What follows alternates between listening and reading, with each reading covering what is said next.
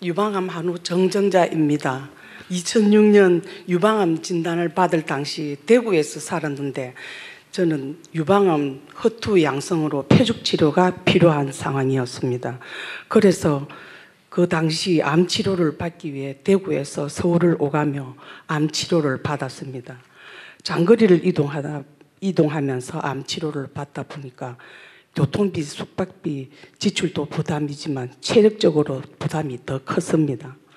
특히 방사선 치료를 매일 2개월간 받아야 하는 집중 치료 기간이 있었는데 지방에 사는 저로서는 난감한 상황이었습니다.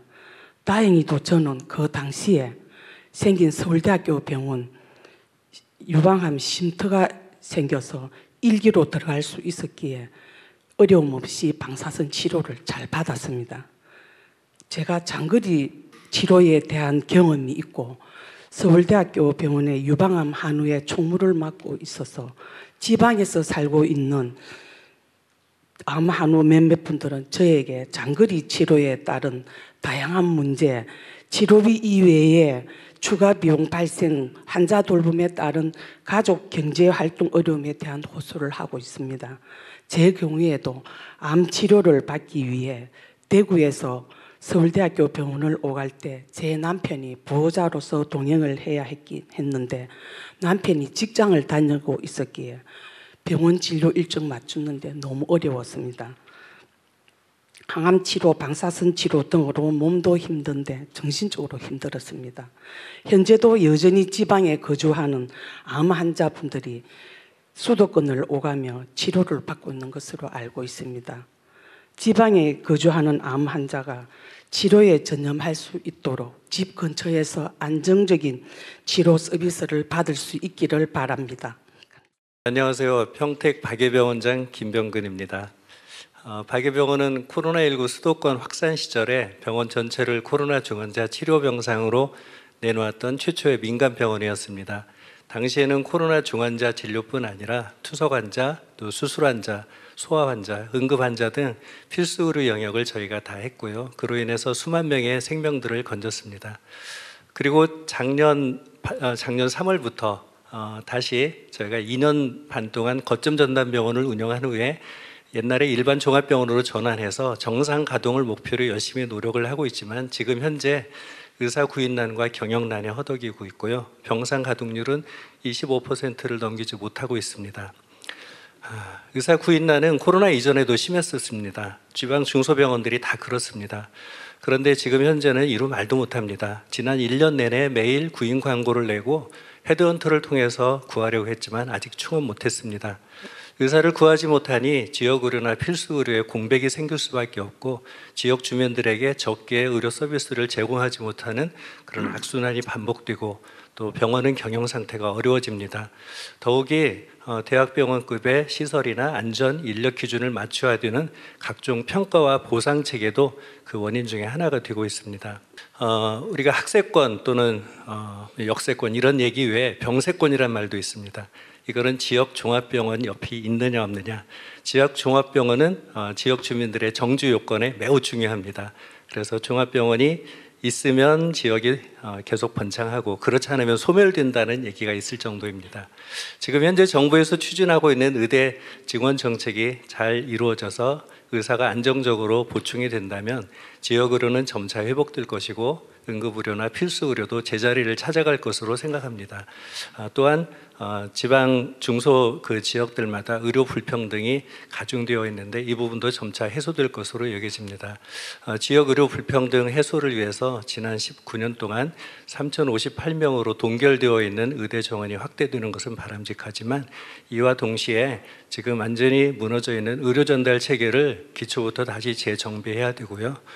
필수 의료나 응급의료 영역에서 사법 리스크를 완화하는 것 매우 중요하고 이 현재 시간에도 각 위치에서 묵묵히 필수 의료를 담당하는 의사들에 대한 국민적인 예우와 보상 방안도 같이 마련되면 좋겠습니다. 아울러 각 지방에서 이런 필수 의료 응급의료를 묵묵히 책임지고 있는 종합병원들을 우리 대통령님께서 한번 시찰해 주시고 격려해 주신다면 더욱더 힘을 내서 국민과 국가를 위해서 봉사할 수 있게 될 것으로 생각합니다. 고맙습니다.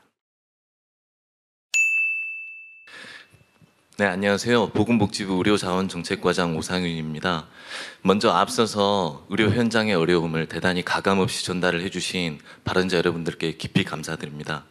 사실 저도 지금 보건복지부에서 근무를 하고 있지만 저 역시 대단히 깊이 공감이 가는 내용들이 있고요. 개인적인 경험으로도 거동이 불편하신 저희 어머니를 고향에서부터 모시고 사실 수도권으로 모시고 와서 진료를 했었던 경험들이 있습니다. 거동이 불편하시기 때문에 온 가족이 모두 달라붙어서 모시고 왔어야 했던 그런 경험이 있는데요. 그러면서 환자와 그 가족의 부담들이 얼마나 과중한 것인가 여실히 느낄 수가 있었던 그런 경험이었습니다. 대통령님께서도 말씀을 해주셨지만 국민의 생명과 안전을 보호하는 것이 정말 국가의 가장 중요한 책무일 것입니다.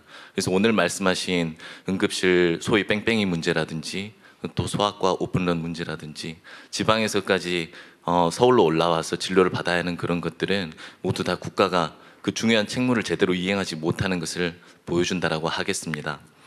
사실 그동안 정부가 여러 가지 그 직역단체들 간의 이해 갈등을 조율을 하고 또 단기적인 대책들을 마련하는 데 집중을 많이 해온 나머지 꼭 그동안 했었어야 했던 의료의 구조 개혁 문제는 손을 대지 못하고 있었던 것이 사실입니다.